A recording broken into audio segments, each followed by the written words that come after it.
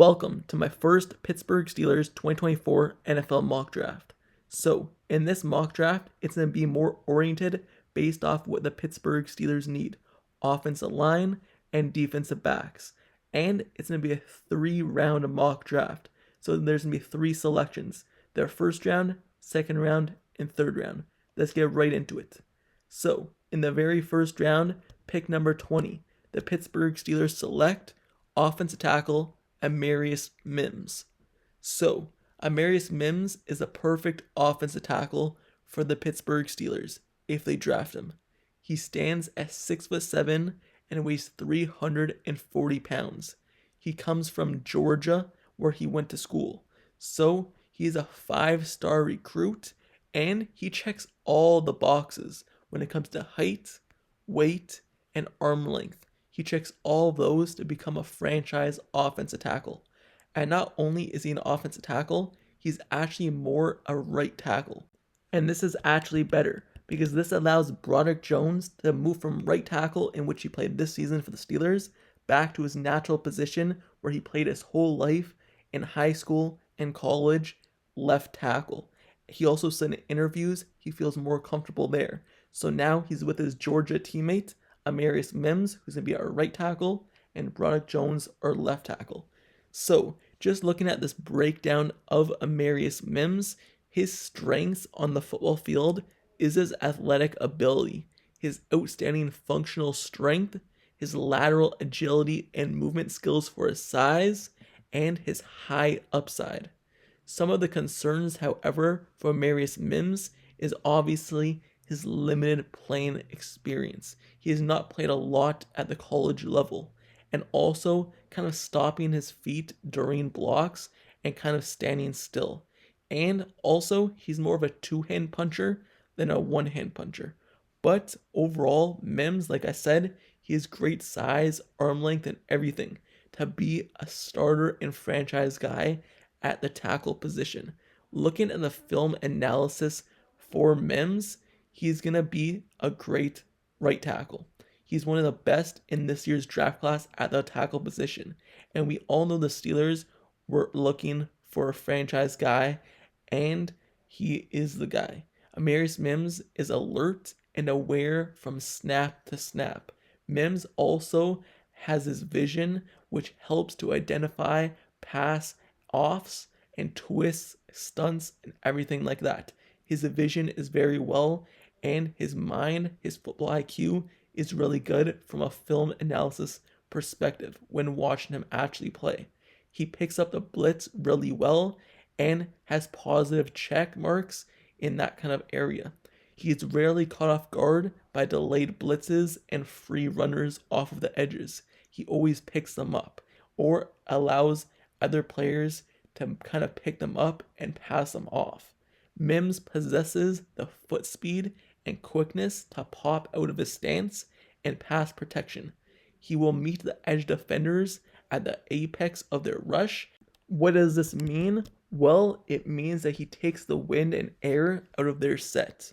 He's an impressive mover. He moves players. Mike Tomlin always says that he's looking for a people mover, and his size and stature allows him to do this. But not only that, he actually has great agility for how big he is. You think a guy that big, that tall, will not be able to move that well. Well, his lateral agility is really outstanding. Mims can mirror rushers with little or wasted movements. He is skilled in closing both inside and outside rush lanes, and with the foot speed he has, Mims does not have to drift or overset to protect the outside shoulder and allow defenders to run right past him. He's able to get to the edge and mirror off the defenders. So he does a great job at his set points and is able to protect the quarterback. And he's really good in the run game as well, because Mims can quickly explode off of the ball to reach a defense lineman in a further gap because he is quick. When his hands are engaged, he has the strength to overpower the defender and push them back. So he has great control, and he can overpower his defenders and has a great anchor. So those are the positives with Mims and what he could do on the football field. Although he does have some concerns with his play, and that's really his experience and reps at the college level. So after seeing more snaps towards the end of the 2022 season, Mims was set to start all of 2023, but he kept battling an injury. His ceiling is high, but you do have to take into account kind of how much little he has played at the college level and how much injuries he has had. Patience through this process with Mims will be key. So Mims can also improve in the running game with his feet when engaged in run blocking, meaning that he seems to sometimes stop his feet. He doesn't keep his feet moving to drive the defenders. He kind of uses his anchor more in the run game, but if he continues to move his feet, he'll be able to push the defenders back even farther and create more holes in the run game. So that's something I've really seen with Mims. In the run game, he tends to keep his feet still and not continue to move it, but that's easy to change at the next level. So with Mims, that's really all the concerns that he has. Other than that, he seems as though he's going to be a great right tackle in this league and maybe even a Pro Bowl caliber player at some point in his career. So Mims, he projects as an athletic, physically gifted starting offense tackle, mostly a right tackle. He hasn't really played left tackle, and he has a extremely high ceiling to develop into a franchise guy. He will fit perfect with the Pittsburgh Steelers. That's why I selected him here. The Pittsburgh Steelers finally get a move off of Dan Moore, someone who has been inconsistent for the team. Now they'll have a franchise left tackle and a franchise right tackle, both from Georgia. So the Pittsburgh Steelers, pick number 20 in the first round, they go with Amarius Mims. Now, moving over to the Pittsburgh Steelers' second round pick. They will pick at number 51. They will be selecting Zach Frazier, offensive center from West Virginia. So, Zach Frazier, he stands at 6'2" and he weighs 310 pounds. Zach Frazier has some accomplishments. He's an AP second team All Big 12 in 2022, and he won academic All Big 12 in 2022 as well. He's actually only a 3-star recruit. So Zach Wilson is more of a right-away, plug-and-play starting center who could excel in a gap scheme as he offers the strength and leverage to move defenders in the run game. So some of his strengths are grip strength, pad level, and anchor. However, some concerns that he has is his length at the center position in terms of arm length and his lateral mobility. With Zach Frazier, the reason why I am picking him in the second round is because the Steelers really need a center. If they don't pick one up in free agency, someone who could be a starter level player, which I don't really see them going to go out and get someone like that, I think they're going to turn to the draft to do so. And right away in this draft, I'm picking up 2 starting offense linemen, at offensive tackle in the first round and now center in the second round. And I believe Zach Frazier, in every mock draft I do, no matter if I switch it up, I think he'll always be a staple in there because the Steelers really need a center. They can't go into next season having Mason Cole snap the ball at the quarterback's feet every single play. So with that being said, Zach Frazier, some of the things that he does really well, looking at his film, is he has been kind of the interior mountaineers of the offense line of West Virginia.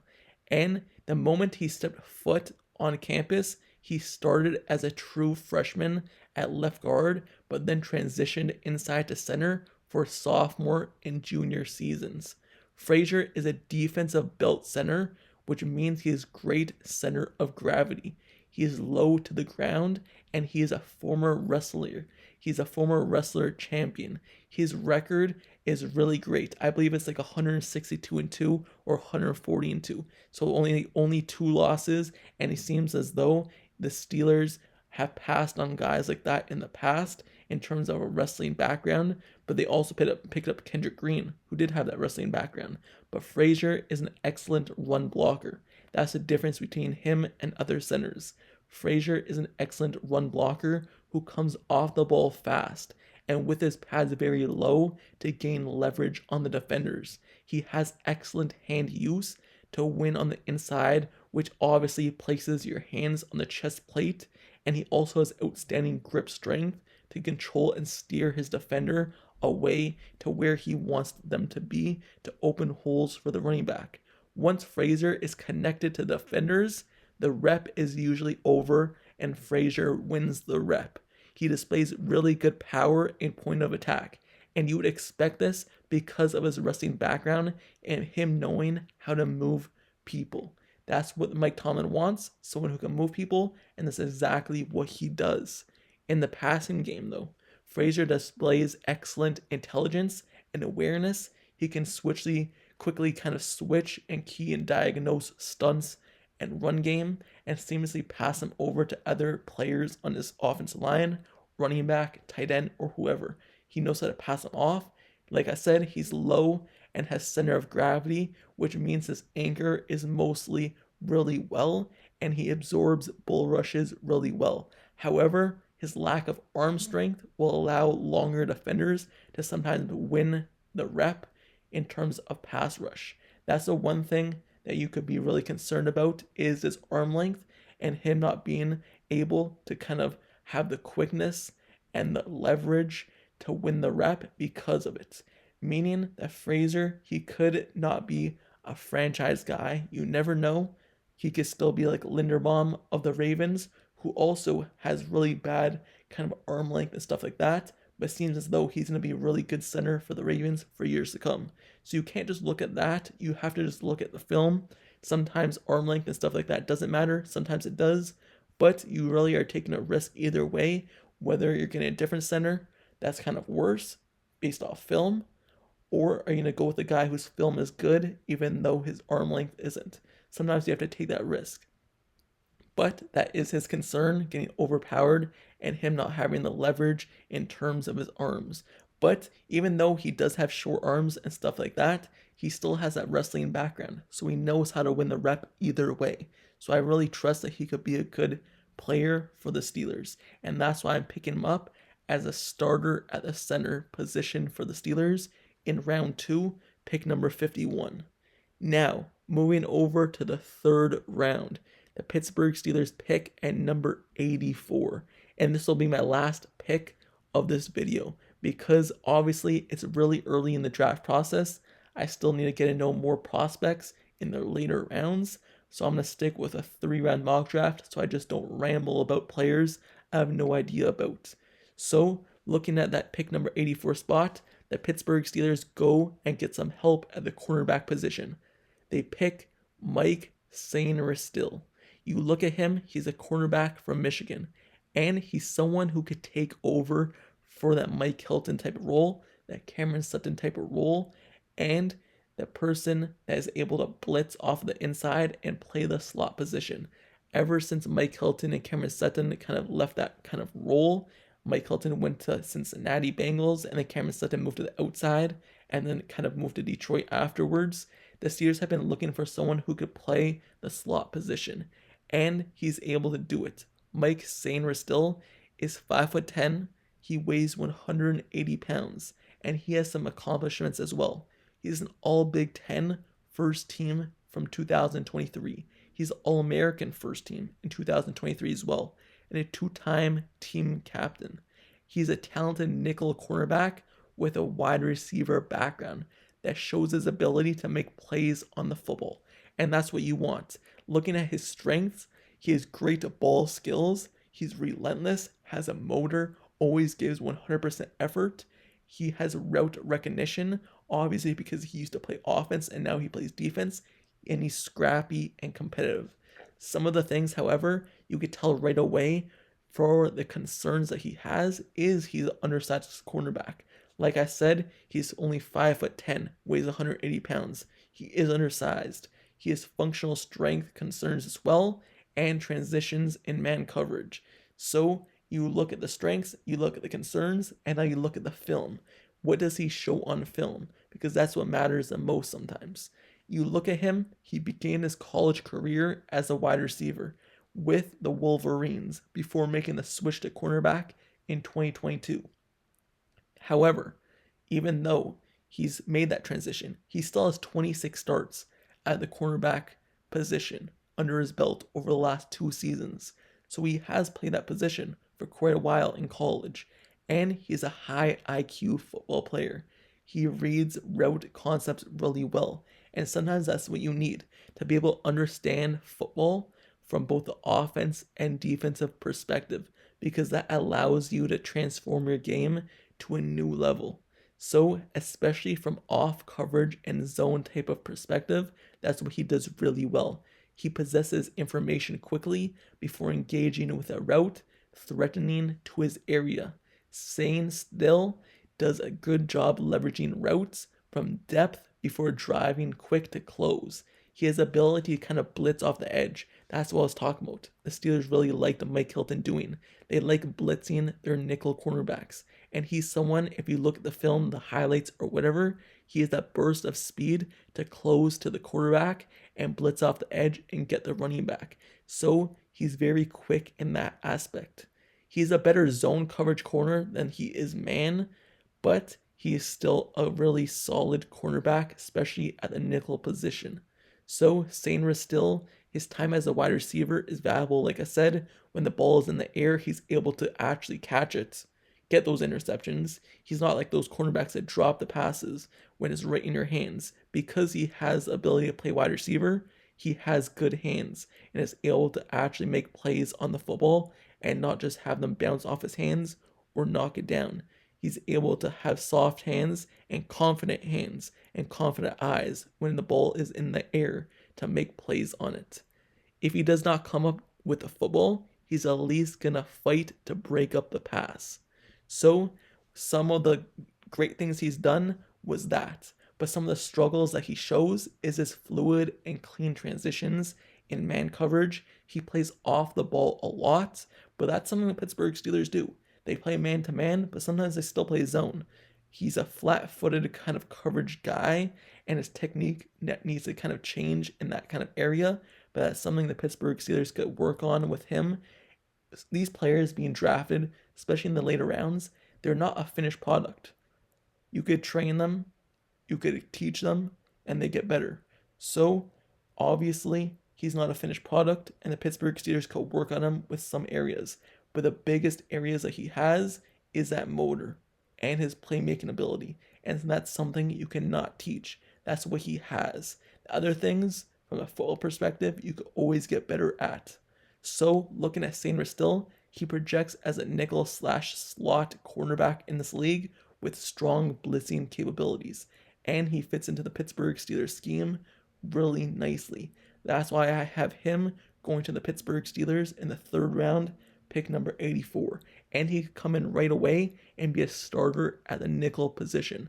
The Pittsburgh Steelers need more defensive backs who could play really well. They have outside cornerbacks, but they really don't have inside cornerbacks.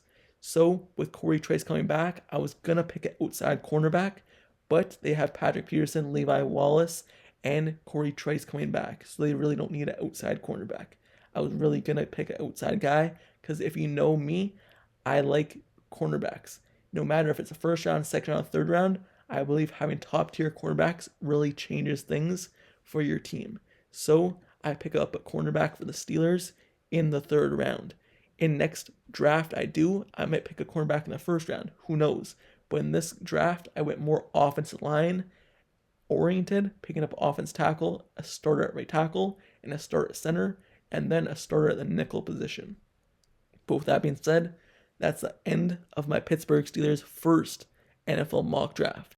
Let me know down in the comments below your thoughts on this mock draft, me picking up 2 offensive linemen at offense tackle and center, and picking up a cornerback as well. Would you do anything differently? Would you pick someone else? Let me know your thoughts and who you would pick in these rounds. And also, if you like this mock draft, don't forget to subscribe to the channel down below as well. If you like serious content, analysis, and reports, like the video. Turn on post notifications down below for as well. Click the bell down below so you never miss out. I'm going to continue doing this mock drafts as we get more into the off season and more into draft season. But I'm also just covering the draft in general, free agency, and everything like that. Just because the season is done doesn't mean I'm done covering the Pittsburgh Steelers. So if you like everything Pittsburgh Steelers, Don't forget to subscribe to the channel with notifications on. And with that being said, I'll see you guys all later. Till the next video, I'm out. Peace.